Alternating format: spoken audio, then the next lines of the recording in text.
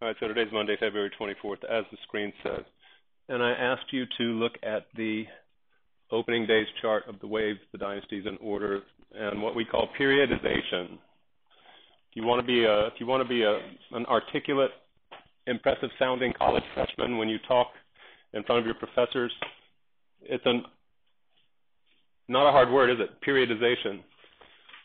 To periodize history. We do it in the West. We have the classical period, Greece and Rome. We have the medieval period. We have the early modern. We have the late modern, blah, blah, blah. So this is Chinese periodization. Again, I'll remind you just while we're on it, if you go out of this classroom talking about wave one as if everybody uses this language, no, that's mine. I have a trademark on it. It's my periodization. It's my conceptualizing of this stuff. So don't walk around talking about waves to people who have not taken this class unless you explain to them that it was just the way your teacher conceptualized Chinese history. Anyway.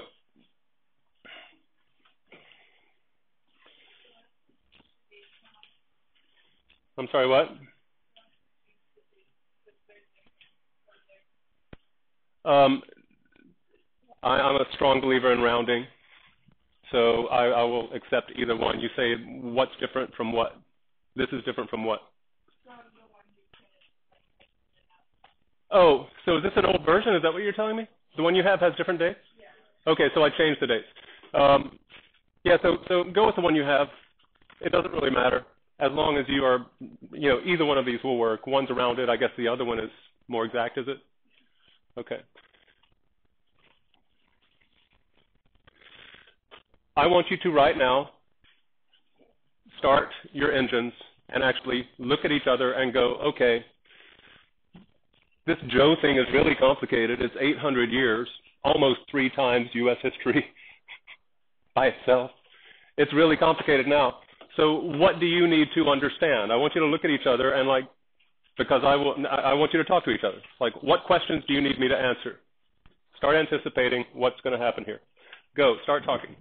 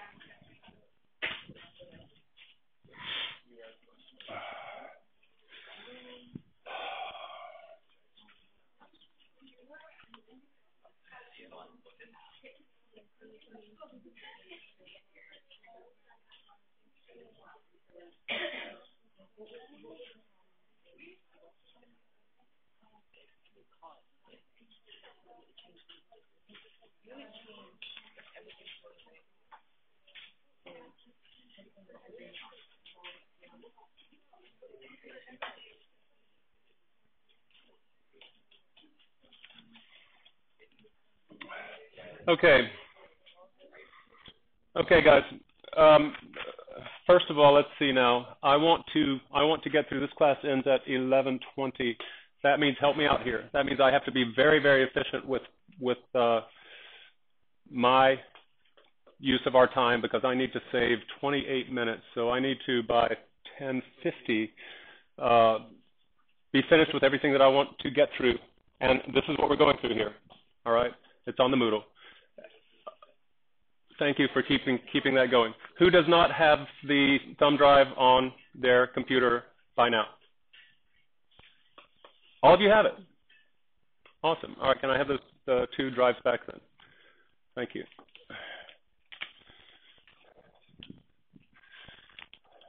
What you just did, I'll go ahead and tell you your homework, although, look, I got back on Sunday morning at 1 a.m. from interim.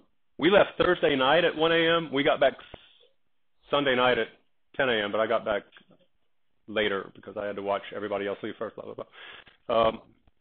And I got back with a flu and slept all day yesterday and then woke up with less of a flu, blah, blah, blah. So this is semester 2. Welcome to it, right? So why am I telling you this? Because I'm doing something new with you guys that I've never done before by showing the Confucius movie. It's the 2011 blockbuster. Why is everybody looking at their screens? You can go ahead and lower them because you really don't need them right now, do you?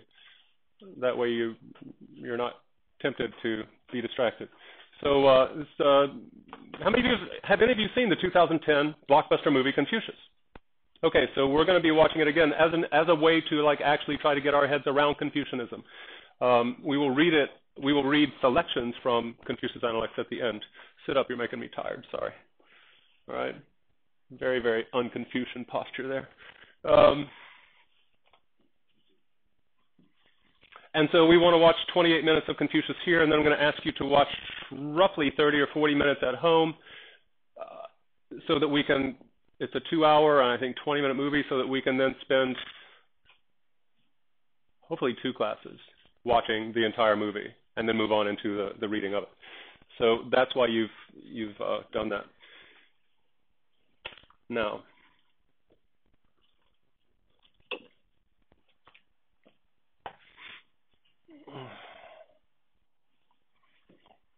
your class was interesting. Was it your class? No, it wasn't your class. It wasn't your class. Never mind.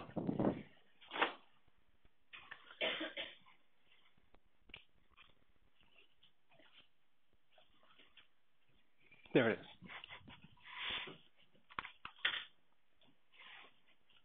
Okay, so in your notebooks now, you don't need your computers anymore. In your notebooks,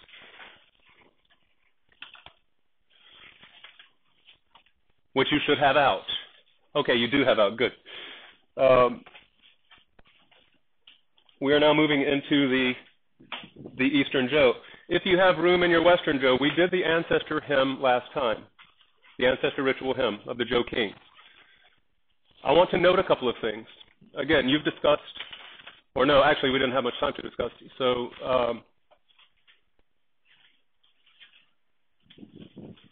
let's review that very quickly. What is an impersonator again, and who? Who was the impersonator in that Zhou ancestor hymn? Is he? And the oldest son of the current emperor. Let's get our language straight. Strangely enough, it was king back then, not emperor. The first emperor is the Qin Dynasty. And notice that's the beginning of what wave? Second wave, right? That's when imperial China begins. Why not take this note down? Xia, Shang, and Zhou, I think I've already told you, they have a title. They have a periodization, traditional Chinese periodization. They call the Xia, the Shang, and the Zhou the 3 ancient dynasties.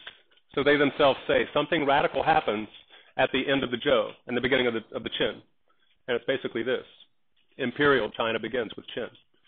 And that goes on through to the Qing dynasty, the last one. So we are right now in the 3 ancient dynasties. They are monarchies. They're not empires. That's the main point. They are monarchies. So we have kings here. They are not empires. Thus, we don't have emperors.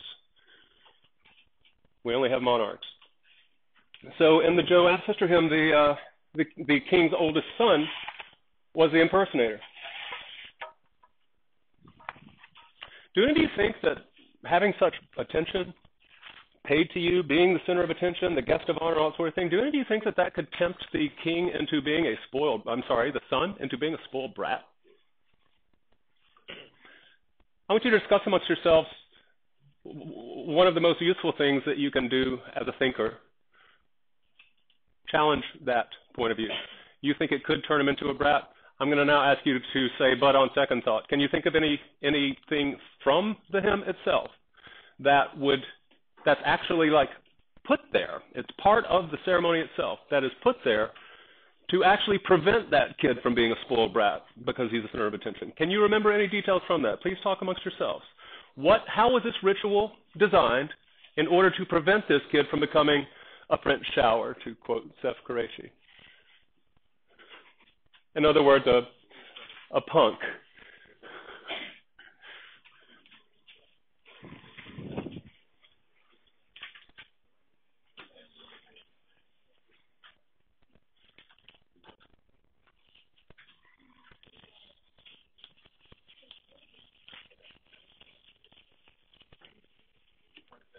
Oh, what would help if I unwrapped it?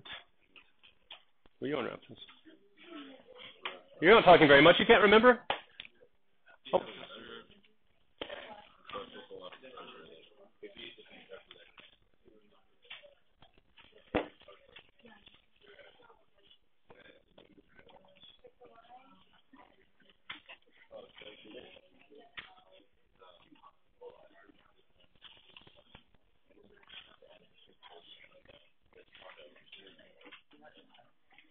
Okay, real quickly, what are your thoughts here? Hands, quickly. What are your thoughts? How is it? In what ways does this try to prevent the kid from? And in fact, I can't argue it. Actually, influence the kid to, on the contrary of growing up to be a spoiled brat king, instead be like a very, very like I take this seriously king. Tegan. Would it be the whole idea of taking on the soul of ancestors, maybe wisdom, maturity, humility kind of thing? Are you saying that the ancestors are actually like the idea of it? The idea of it would make you mature and such because you've got King Wan and King Wu's spirit inside of you. I'll take that. What other ways might this mitigate against the possibility of him becoming a spoiled jerk?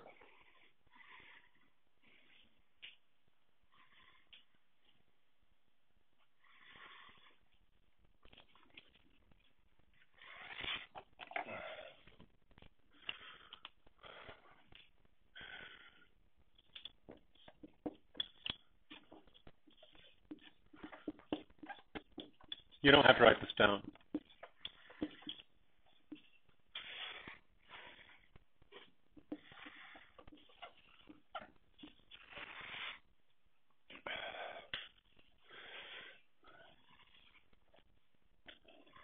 I think it was either of these two. It wasn't shown. I think it was either of these two. So basically, really the fourth, no more than the fourth generation of Zhou monarchs, Zhou kings, that this hymn is a record of, written during his time.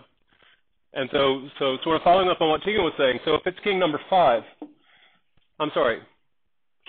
as a boy, while King Kong is still alive, his dad is serving him and all this stuff, and he has this intoxicated experience in which the power of suggestion does fill him with this idea that not only am I intoxicated, I'm intoxicated because my oldest ancestors, the greatest men of my family line, are inside of me.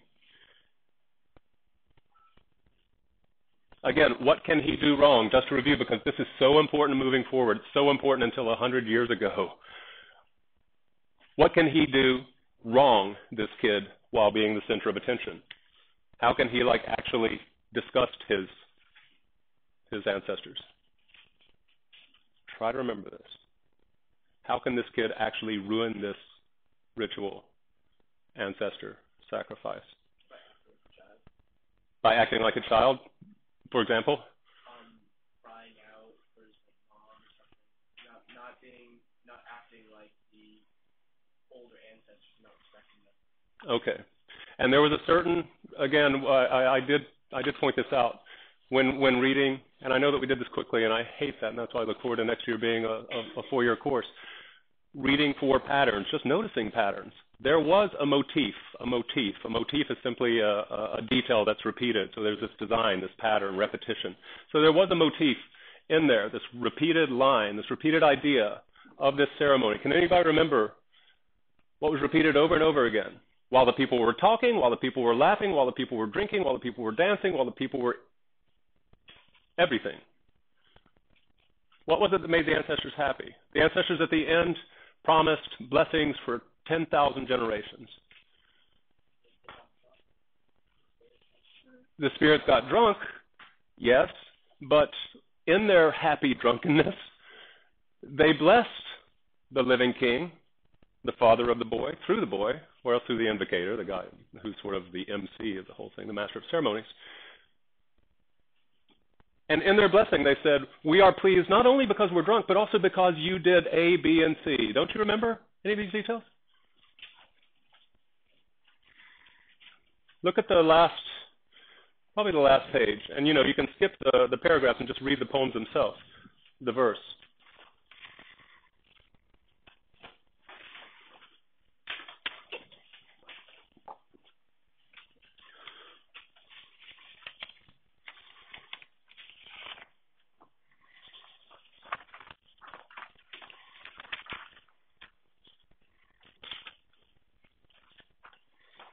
It's not the last page, it's the page before it. Let me help you just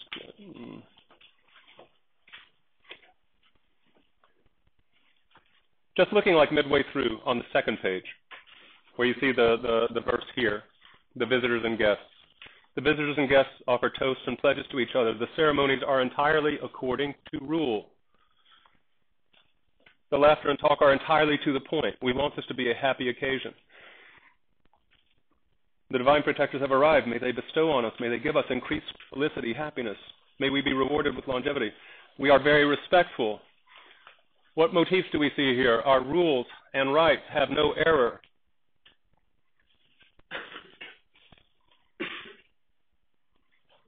Skipping down to the last verse on that page, the spirit reply. The spirit's reply as follows. Fragrant is a pious sacrifice. Sorry? They did proper sacrifices. They did proper sacrifices. Everything is according to rule. We are doing this well. We are doing this unchildlike. But the positive way to say this is we are paying attention to detail. We are sitting up. We are making our ancestors proud because, yes, we're drunk, but by God, we are also careful. We're proper. And so this idea of, just in a nutshell, ritual propriety.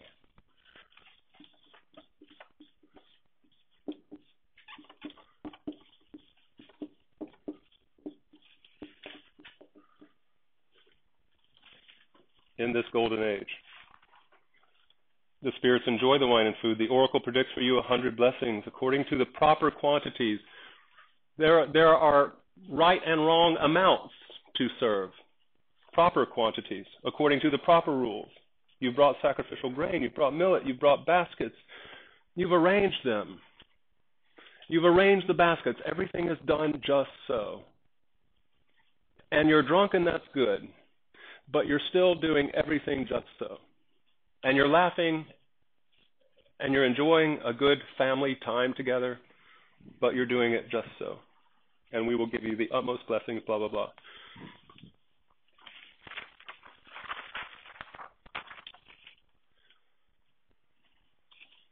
So the things I want to point out about this incredibly, to me, beautiful text is where?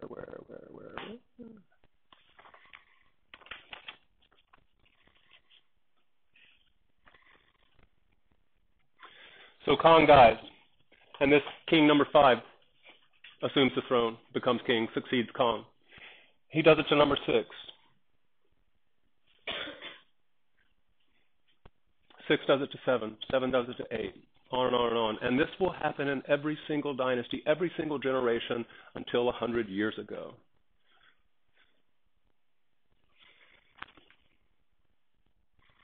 What do you call something that is done generation to generation to generation to generation?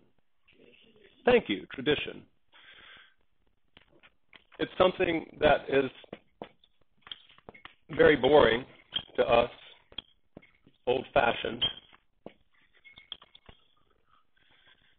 not valued at all because we value the new. We value the innovative. And I wrote transition, sorry. Watch this. Okay, not that.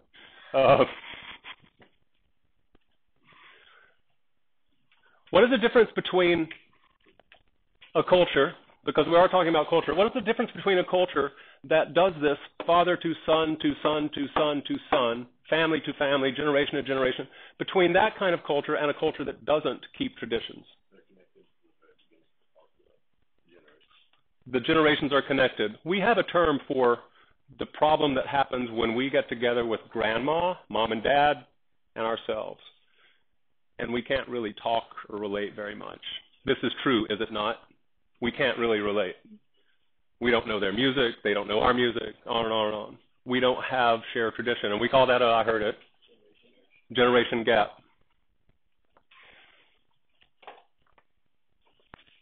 One thing that that many Western Confucians look at is what we lost when we became a rebellious culture that started seeing tradition as bad and started seeing creativity and innovation and all that sort of, and individualism and all that sort of stuff as good, is we lost that generation bridging that happens when you have strong traditions. So in China we see generation bridges, and we see them literally for 3,000 years.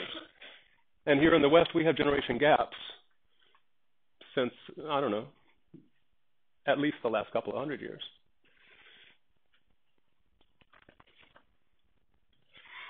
So that's the first thing. The second thing, proper drunkenness. East-West comparisons. Please take notes on this, because I'm going to ask you to start reflecting on what is most interesting to you. And so these are things that will help you to remember what we talked about, just simple bullet points. Generation gaps versus generation bridges, proper drunkenness, East-West comparisons. Clearly being drunk is not something that is smiled upon in our Christian, Judeo-Christian-based, Muslim-based Western monotheistic culture. And to me it goes back to the radically natural thing. The senses are good. Wine is a beverage, and it makes the body happy. And it makes us sing, and it makes us dance, and it makes us laugh, and it makes us cheerful, and it makes us affectionate towards each other. And so for all of us to be drunk together is not a sin. It's the opposite of a sin. It's a holy thing. Proper, though. Proper drunkenness. Notice how in the West we don't drink properly, do we? We tend to do things like, let's get 2 bottles and, put our head back and open our mouth and pour both bottles down our throats with our mouths open at and proceed to vomit, because we don't know how to drink.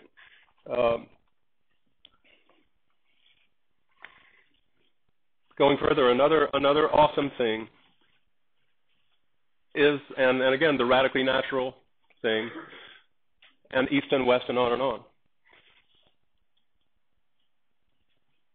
Would Christians prefer to stay on earth or go to heaven?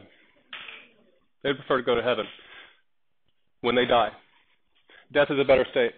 In this poem, what do we learn about what the spirits who have died prefer? Do they prefer Tian? Do they prefer their ghostly existence, or do they prefer earth? And so you've got this idea that is profound and that is alive and well in China today. Earth is heaven. Earth is heaven, but it's temporary because we don't live on it forever. Earth, life on earth, the earth itself, nature is heaven. And these senses and this body and this community and this family and these festivals and all of this is the good life. There is nothing superior to this. Death is a step down. It's not a step up for us. Clearly nature is good.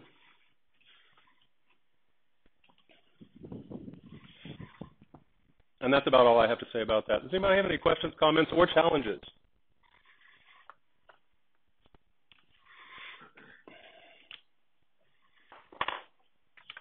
Okay, then let's move on.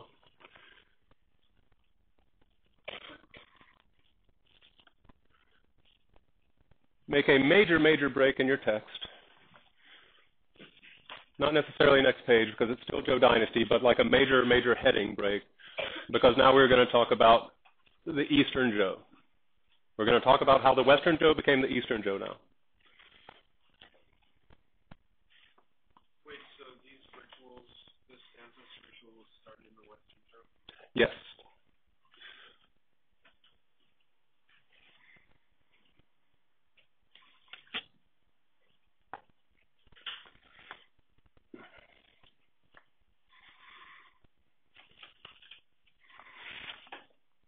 Who can define for me, first of all, what the Achilles heel means? What is an Achilles heel? You know it from Greek mythology. And you probably see it on the board if you don't know it. Right? Achilles was dipped into the river Styx by his mother, Thetis, and that made him invincible. Except she held him by his heel. When she dipped little baby Achilles, she was a goddess, a sea goddess. So when she dipped little baby Achilles into the river Styx and pulled him out, yeah, he was invincible everywhere but his heel. Well, guess what? Paris, the playboy of ancient Greece, the most handsome man alive, bow and arrow, bam, hits Achilles' heel, by Achilles.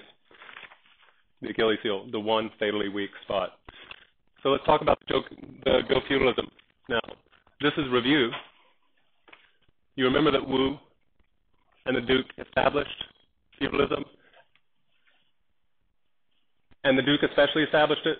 When what happened? This is review. It's been like 10 years since we've seen each other. Can you remember, either looking at your notes or going back in your memory, can you remember why the Duke established a larger territory of China proper? Why the Zhou expanded beyond the borders of the Shang? Can you remember that? No.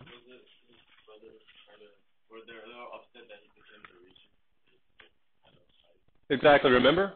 So Wu became the regent the Duke became the regent. The two older brothers who were taking care of the Shang prince rebelled against him, and the Duke had to call out armies and not only put down his brother's revolt in the middle of the Central Plain, but others who supported him. And so he extends everything all the way out to the Yellow Sea and the East China Sea. And so the Zhou grows. And feudalism starts. I'm setting up Confucius is what I'm doing. I'm doing it very quickly.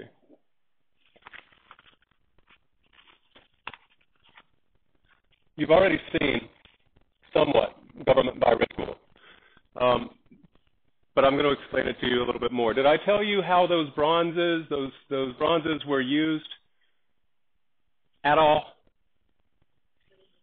So what do you remember about it? Talk amongst yourselves. What do you remember about the use of bronzes? Very quickly, 30 seconds.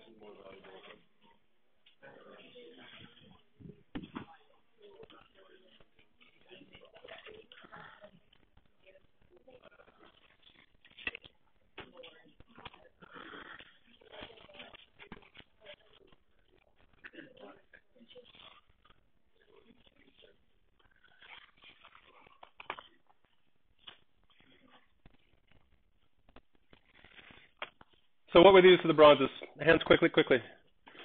Thanks. No, Ethan. Evan, sorry. They were given as gifts. So who gave to whom? The king. He gave them as gifts to his lords. It was thank you for putting down this rebellion. Here's a token of my faith. Yes. And so notice how that works. It is a ritual, and it always was a ritual. The vassal would come.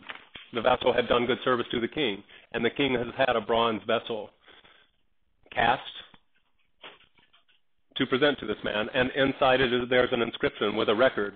King so-and-so on this day gave to Lord so-and-so this vessel in reward for blah, blah, blah. In addition to this vessel, he also gave him 10 villages of peasants and X li, X territory, right? Li is a third of a mile. And so all sort of thing. So not only did those, so this was the possession of that was a lord's sort of badge of authority.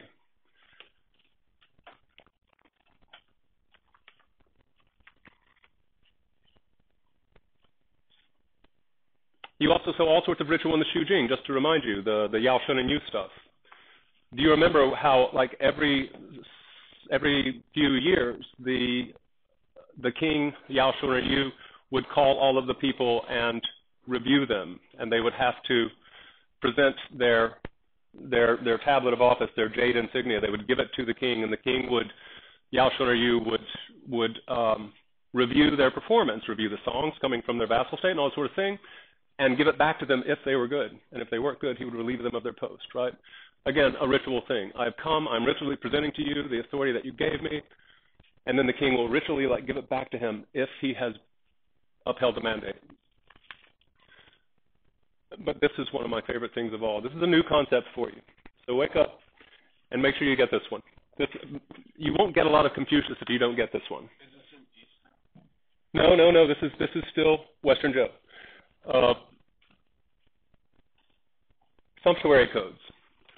What word do you hear? Thinking of roots, what word do you hear in sumptuary? Huh? What form, what other words do you know that? Consumption, thank you. To consume. Consumption. Conspicuous consumption, right? I don't have just a handbag. I have a conspicuous brand name handbag, right? The idea of what you own, what you consume, your property. There were ritual codes that regulated, just like we saw in this Shijing ancestor hymn. It said, you have given food in the proper quantities. Not too much, not too little. To give more than that is to break the sumptuary code. You cannot consume more than our customs, which are just ritually defined customs, allow you to consume.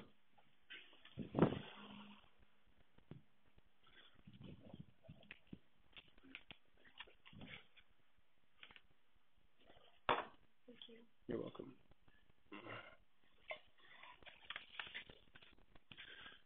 How did sumptuary codes work? It's really interesting stuff. Let's talk about the number of, let's talk about the number of claws on a dragon tan. And again, our rule is, if I've already told you this, you tell me so that I can move on. The number of claws on a dragon. When you look at any dragons in any Chinese stuff, you will see that they have a different number of claws if you look closely. If it's a 5-clawed thing, only one person could have a 5-clawed dragon on his person or on his walls or on his china or his porcelain, his anything. And that's the emperor. If it's 5 claws, only the emperor can have a 5-clawed dragon. Sumptuary code. Lords had a 4-clawed dragon. 3-clawed dragons were for the next level down in the hierarchy. And so this is a hierarchical civilization. Lords are not allowed to own as much as the king. Ministers of lords are not allowed to own as much as ministers. And so if you own more fancy stuff than your level in society is allowed by the sumptuary codes, you are not impressive. You are the opposite. You are disturbing the harmony and the order of this culture and of this society. Does this make sense to you? Besides dragons, the number of dancers that you can have performing in your ancestor ritual. The number of bells that are in the orchestra that's playing music in your ancestor ritual. Just like the clause. You are limited. If you throw a party and you have more dancers than you are limited to, again, you are not considered impressive. You are considered the opposite. It's an insult to the next level up. It's almost a challenge to defiance. If I'm a minister and I've got as many dancers at my ancestor rite, which is a big party, remember, then I'm actually showing disrespect to my superior, the minister. Yes, Leah?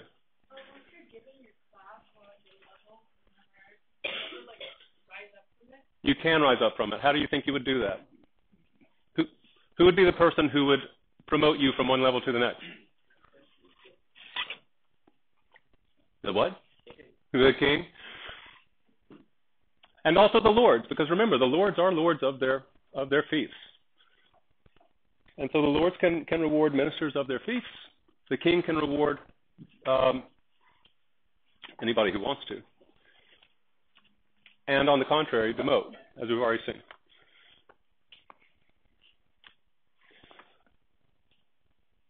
Very quickly, if you think about that, and if you think about the wealth gap and the rich-poor gap, and the fact that,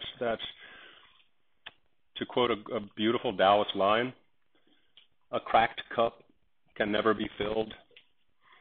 And today we've got people who are already billionaires, but they want to be like double billionaire of what they already are. They're cracked cups, they can't be filled. That wealth is sitting, 80 families on this planet own half the world's wealth now. Did you hear that? 80 families on this planet own half the world's wealth now. And rather than saying we want to share this with those who are hungry and those who are all this sort of stuff, instead they are like parking their wealth into like offshore bank accounts so that they can dodge taxes, and they're like buying politicians to keep their taxes on their investments lower than their secretaries are paying on their incomes, and all sorts of stuff, right? Just like modern Western scholars are saying, there is wisdom in this idea of tradition, and this idea of keeping it alive so that grandparents and grandchildren can actually like enjoy being together instead of endure being together. In the same way, this idea of sumptuary codes, where we would look at Mitt Romney, who owns 14 mansions, and say, man, that's not impressive. That is the opposite. You don't need 14 mansions when that excess wealth could go towards the common people, the community, on and on, right? And so the sumptuary code, again, I'm trying to make you see that this ancient Chinese way of ordering society is not irrelevant to those of us who take it seriously. There are really smart people who are just like, we're totally amazed at this stuff because they seem to get things right, just off the bat with this Western Zhou. A way to, and so write this down. What is it then? How are we keeping Mitt Romney from being so excessive in his accumulation of wealth? Taxing him is not the right answer. How are we trying to keep him from being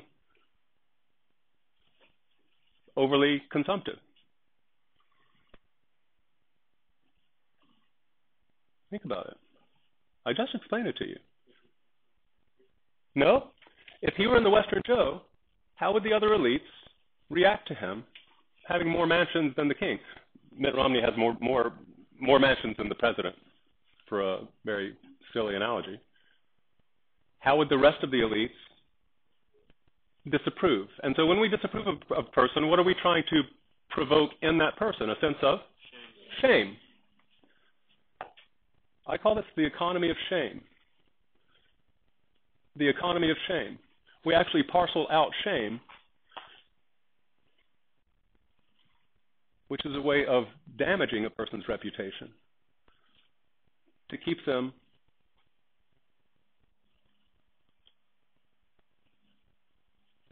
from being excessive.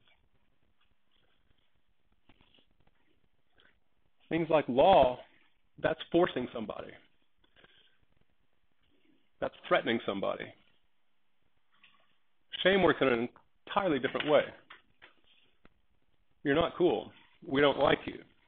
You're trying to impress, and you're getting the opposite from us. Which do you think would change you? Being shunned by people or being forced to pay taxes? In any case, so that's the sumptuary codes. Talk amongst yourselves very quickly. What's the weakness of this thing? Now notice, the Duke of Zhou gave vassals fiefs in, say, 1000 BCE. In 771, I'll just tell you, in 771, things start going downhill. Notice that's 225 years later. That's roughly 10 generations later. What's the Achilles heel of Zhou feudalism? Why do you think over time it weakened? Because it did. Talk amongst yourselves.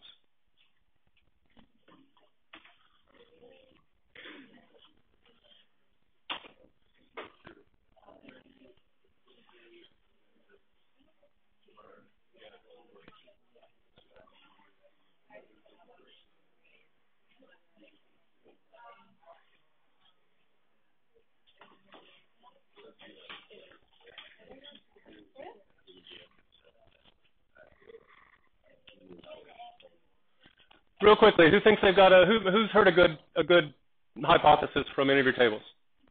Please, hurry. I'm looking at the clock. I heard a lot of talk. Evan, I'm going to ask somebody else to be as impressive as you've been today.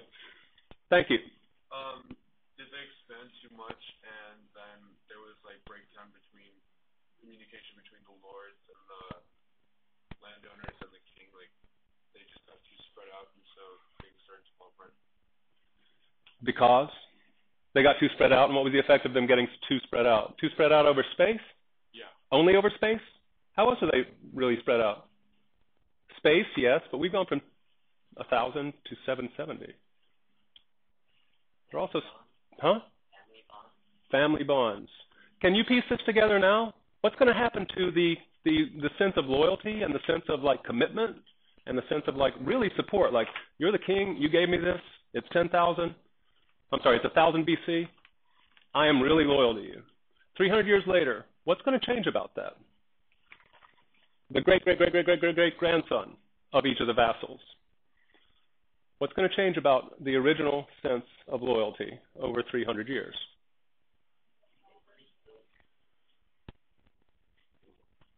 They just think it's like a given thing to them. They don't remember that it was like a really important, nice thing for the king to do. So they don't really care as much. So they'd be more loyal to it. There you go. It's pretty obvious, isn't it? I know it's first class and blah, blah, blah, blah, blah, but I'm getting just like sleepy vibes from you. Give me some sort of acknowledgement that you get what's going on here. The original king and the original vassals of the founding generation, they knew each other. They were close. But you know what? I just sent you from the Wei River all the way over to the coast. That's hundreds of miles away. And then you had a son. And then he had a son. And it's hundreds of years later now. And we just don't know each other that much. We're not close anymore. And as you said, Zink, first name, Gabriel. Gabe? You go by Gabe? We don't know each other well anymore. And we're more loyal now to our families. We take it for granted. It's kind of like that dynastic cycle thing on a lord level now.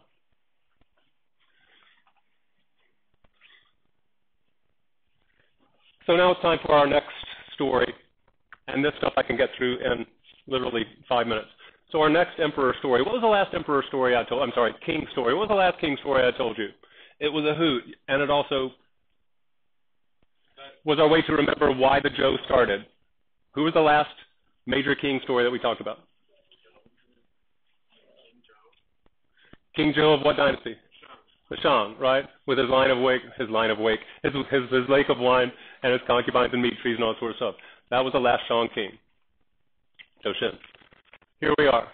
In the year 771, the Zhou king, the last Western Zhou king, write this down. The last Western Zhou king.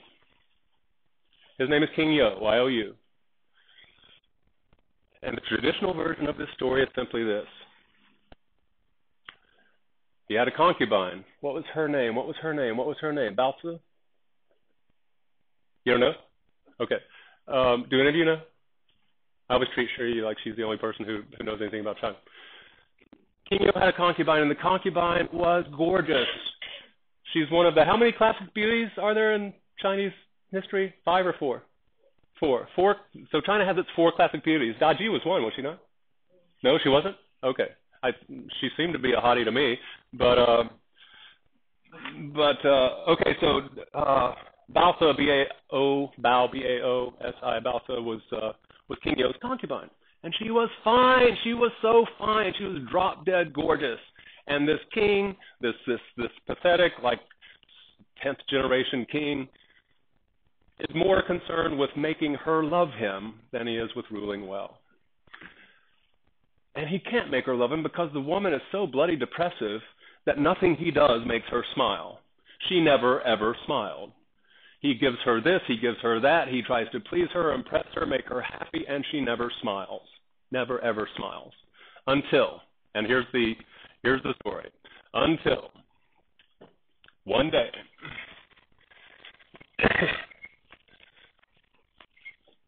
An alarm was called. The nomads are coming. The nomads are coming. They're invading.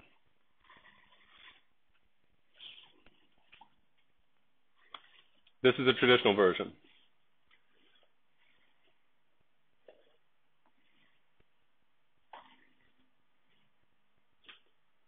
And the Wei River is totally freaking out because here come the nomads. Oh, hell. So what's this guy going to do? This King Yo, what's he going to do when he gets the news? Stop. Stop. Stop. Okay, thank you. What's he going to do when he gets the news that here on the way, nomads are coming from the north and threatening to invade and destroy the capital of the Western Zhou? What's he going to do? Huh? Send armies to fight back? How does feudalism work? He's going to ask all the vassals from all of these fiefs to quick, assemble their armies and get them to help him repel these nomads. And so they do. So picture this guy over here, say, around Mount Tai, where I just climbed last week. Picture him gathering up his army because here come the king is under attack, gathering his troops, and then literally 30 miles a day, rushing to get over here and defend. And picture all the other, and there were over 100 vassals. Picture all of them doing this. Just widespread panic and rushing to help the king. And they get there. By the way, how did these things, these alarms be run? Already in the Western Zhou, they started building walls to the north because they were trying to keep the nomads out. And they had watchtowers on them. And the watchtowers were about 1 kilometer or 2 apart. And so when somebody on a watchtower way over here saw nomads coming, looking aggressive, they would build a fire on that watchtower, smoke signal.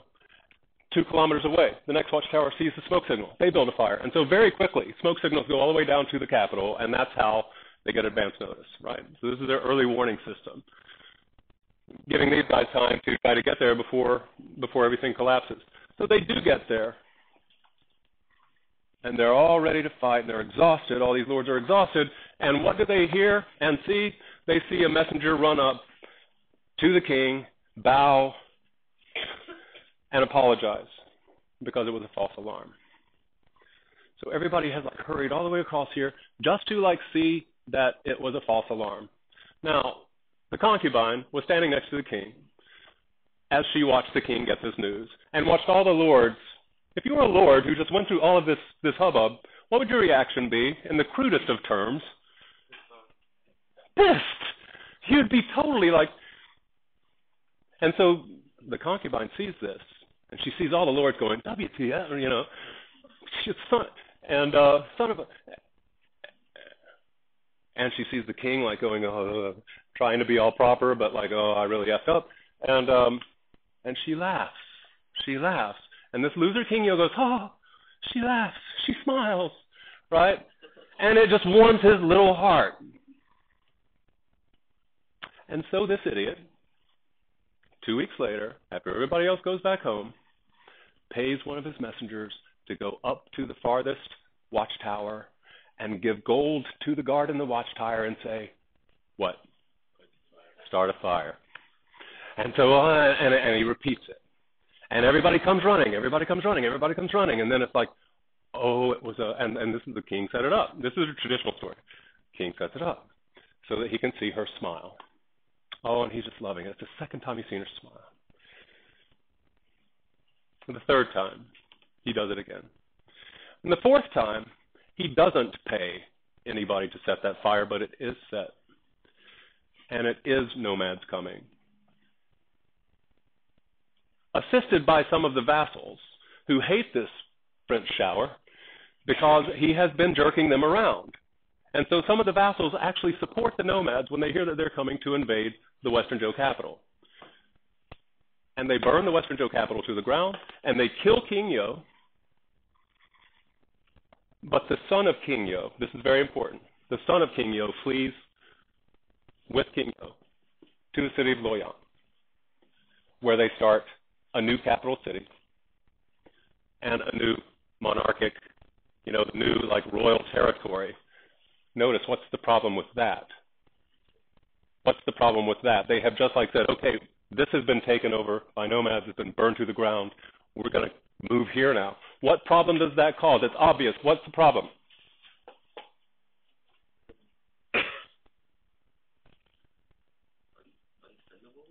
No. Come on, what's the problem of like saying, okay, we'll just take this land? Somebody's already got it. It's somebody else's fief. This has been given out long ago. And so now the royal family comes into the center of the Central Plain, and they start saying, guess what, we're taking back some of your land. Right? This is 10 generations later, so that loyalty is not there. Resentment start happening, all sort of stuff. Which brings us to, okay, so first of all, that is the traditional story of the Eastern Zhou. Now, I said that I needed, and I've got until 11:20. All right.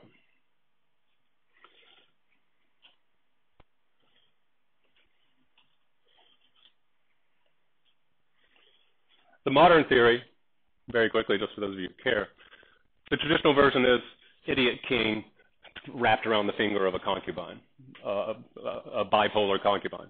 Or actually, no, just a depressive concubine.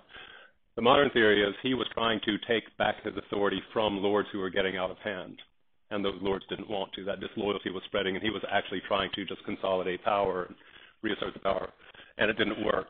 But in any case, so that starts the spring and autumn period. The Eastern Zhou is broken down into two stages. You see it right in front of you. Periodization. The first 200 and almost 300 years is the spring and autumn period, Chunqiu period. During that period, the power of the Zhou king became very weak. He was not respected. After all, King You had clearly not been a sage king. And so the reputation of the Zhou throne was degraded by that. And the lords, again, being disloyal, they just don't respect the king. So he's a figurehead. He's like, what's the name of the Queen of England right now? See, I don't even know her name because she doesn't matter, does she? Right? She just does little ceremonial things, but otherwise she does not matter. She doesn't matter to the British Commonwealth. She doesn't matter to anything. And so this was the Eastern Zhou kings were figureheads. The different states that were most powerful, the lords that were most powerful, they became the real centers of power in this time. And so this is called the Age of Hegemons. Hegemon is simply this. It's a vocab word. Write it down. I'll quiz you on this stuff. This is basic vocabulary. There's a hegemon in the world today. What is a hegemon? An unofficial but obvious dominant power. What's today's global hegemon? United States. We are the hegemon today. The UN might claim to have equal authority to the U.S., but the U.S. can violate the UN anytime it wants because it has power. And the UN can't do anything against the U.S. because it's so overwhelmingly militarily forceful. So in the same way, different lords became hegemons, first of one state, then of another state, over the next 300 years. Notice what just happened, and write this down because this is very interesting. We have gone from a monarchy to a multi-state system.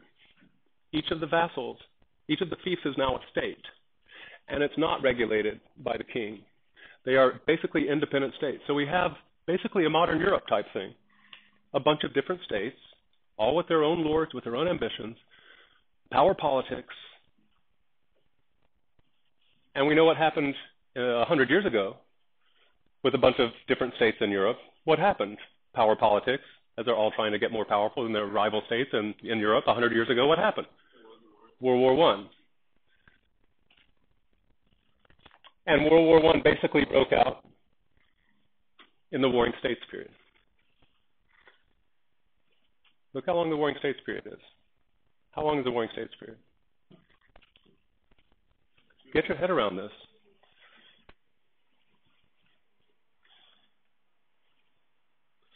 We can call it 250, 300 years, whatever you want to call it. Get used to this. You know, China's got the Great Wall. It's got the largest wall in the world. It's got the Forbidden City. It's the largest palace in the world. It's also got the longest world war in the world, World War. Its World War I lasted for over 200 years. State fighting state for over 200 years. Not 6 years, like Europe's World War I or II was. 250 years. Big states gobbled up little states. How many did I tell you? How many originally vassal states? I told you this already. Over 100 originally. By the time of the Warring States period, there were 7.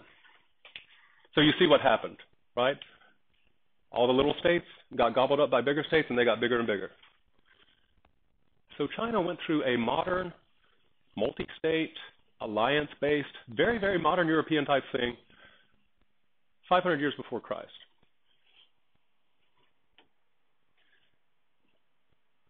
Sumptuary codes are being broken. There is no loyalty to tradition. There is no honoring of the system that the Zhou set up of don't exceed what your station allows you. What is the biggest offense that a lord can do against the king? I'll give you a hint. What should a lord be called by his subjects? What should he not be called by his subjects? That's the best way to ask. King. Lords started calling themselves kings. The greatest violation of sumptuary code ever, right? Because the Zhou king's still around. But he has lost so much authority that they don't care. Call me king.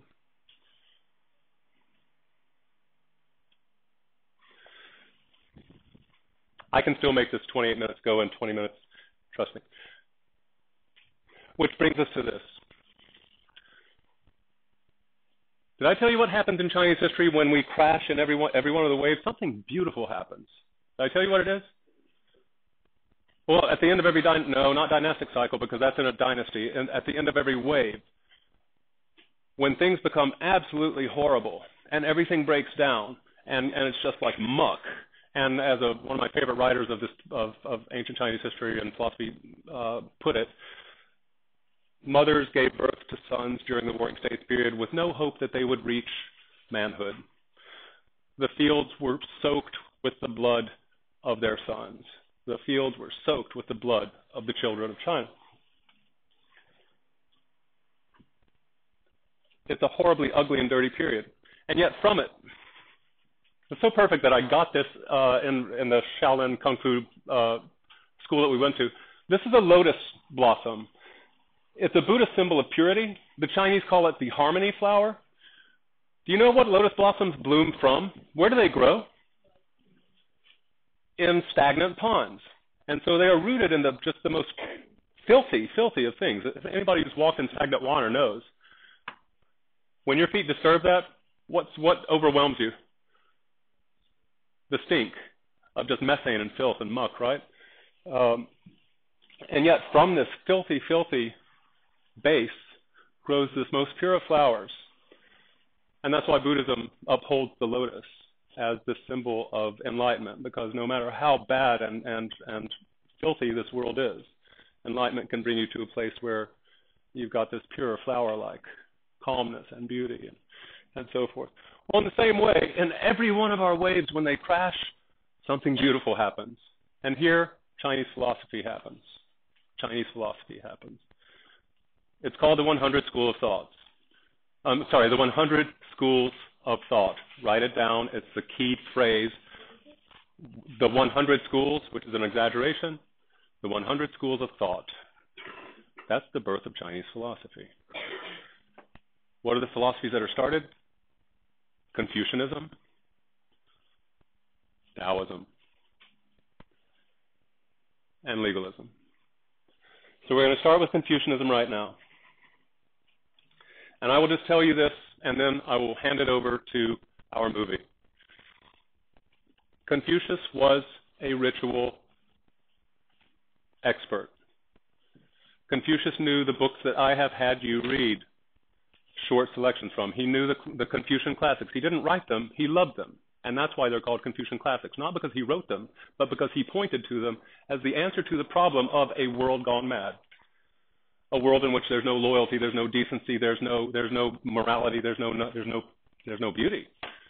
A world in which there's just violence and brute ambition. And Confucius is pointing back to the Western Zhou saying, we have lost these traditions, and that's our problem.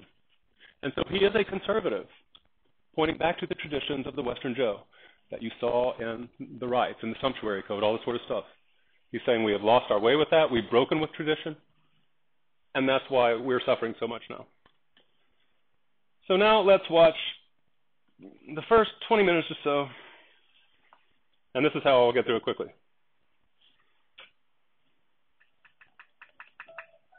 Oh, hell and damnation.